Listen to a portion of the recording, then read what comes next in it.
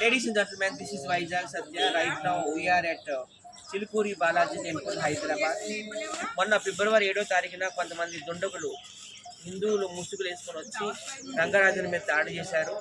మేము చాలా బాధపడ్డాము. సో ఇప్పుడు పరామర్శించడానికి వచ్చాము. సార్ కూడా మమ్మల్ని బాగా రిసీవ్ చేసుకున్నారు. సార్ చాలా మంచి వ్యక్తి అనమాట. వాళ్ళ కుటుంబమే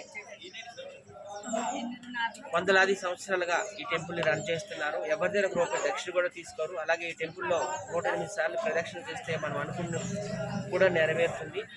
రంగరాజన్ గారు ఇంజనీరింగ్ చేశారు. మంచి చదువుకున్న వ్యక్తి కూడాను.